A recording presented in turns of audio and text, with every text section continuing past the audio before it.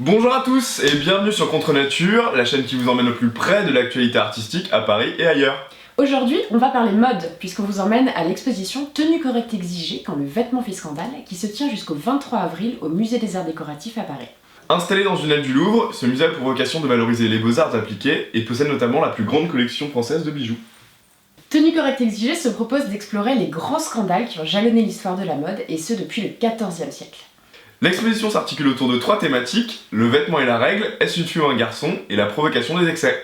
À cette occasion, le musée a rassemblé plus de 400 vêtements et objets qui vont nous permettre d'en savoir plus sur la censure, la transgression des normes et l'évolution des genres à travers la mode. Tenue correcte exigée, on a mis nos plus beaux jeans déchirés, on est prêt à y aller.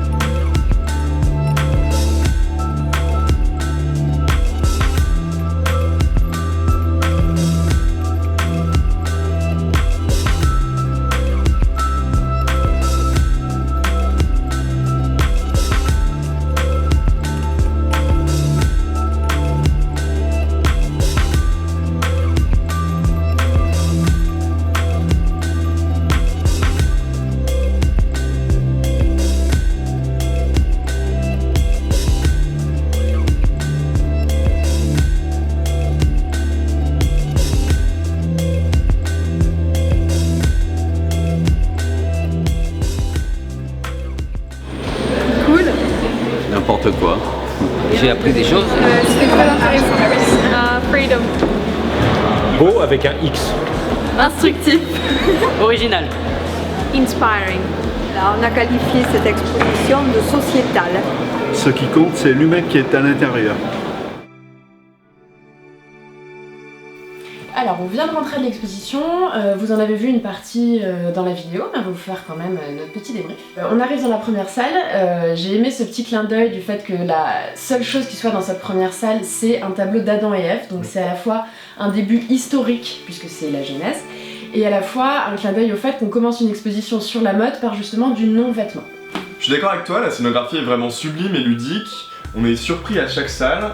En plus de ça, moi qui ne suis pas forcément fan de mode, il y a certaines pièces qui m'ont interpellé, telles que celle de Thierry Mugler, il y avait aussi celle de Jean-Charles de Castelbajac, et à ce propos, la tenue de scène de Madonna était présente, je l'avais déjà vue en fait dans l'expo Jean-Paul Gaultier au Grand Palais, mais elle fait toujours autant plaisir à voir. C'est vrai que ce qui interpelle particulièrement dans l'exposition, c'est la qualité des costumes qui sont proposés, il y en a beaucoup. Et moi personnellement j'aime la mode et c'est vrai que c'est un plaisir de pouvoir retracer, de voir ainsi devant nos yeux toutes les grandes créations qui ont fait l'histoire. Donc on a du Thierry Mugler, du Castelbajac, du Jean-Paul Gaultier, du Courrèges, on a des tenues qui ont appartenu à Coco Chanel. Et ce qui est impressionnant, c'est que c'est en très grande majorité des vêtements qui appartiennent à la collection personnelle du musée. Il y a très peu de pièces qui ont été prêtées pour l'exposition. Donc voilà, on traverse vraiment les époques à travers les vêtements. Les parallèles entre les époques sont vraiment captivants. Il y a par exemple un face-à-face entre la robe de Marie-Antoinette qui choquait à la cour et celle de Cécile Duflot qui avait été sifflée à l'Assemblée.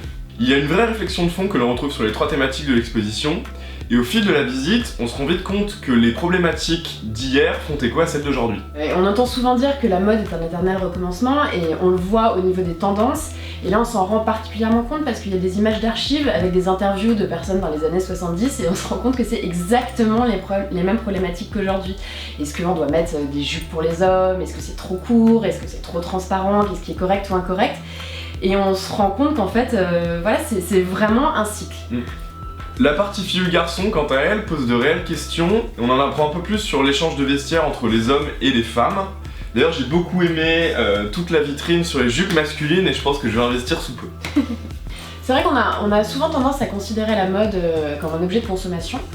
Et en fait, cette exposition la place comme un fil conducteur qui permet de la mettre dans un domaine un petit peu plus large. C'est pas uniquement un objet, c'est aussi à la fois un symptôme et un déclencheur. Donc ça se voit au travers des scandales, mais en fait on sent que ça touche à des choses qui sont beaucoup plus profondes. C'est pas uniquement à propos de mode. J'ai beaucoup aimé le parallèle entre le fait qu'elle s'ouvre donc sur la nudité d'Adam et Ève et qu'elle se termine sur un des derniers grands scandales en termes de défilé avec les pièces de Rick Owens. Parce que Rick Owens c'était donc une robe pour homme avec le sexe apparent. Et c'est vrai que ça reste apparemment le dernier tabou, ce serait la nudité. Voilà, c'est fini pour l'exposition. On se retrouve dans 2 semaines pour une nouvelle visite et dès mardi prochain pour un tout nouveau format. On espère qu'il vous plaira. Merci de nous avoir suivis, on est très heureux des retours de la première vidéo. N'hésitez pas à nous laisser un petit commentaire ou à nous suggérer une exposition ou des améliorations. Bye bye!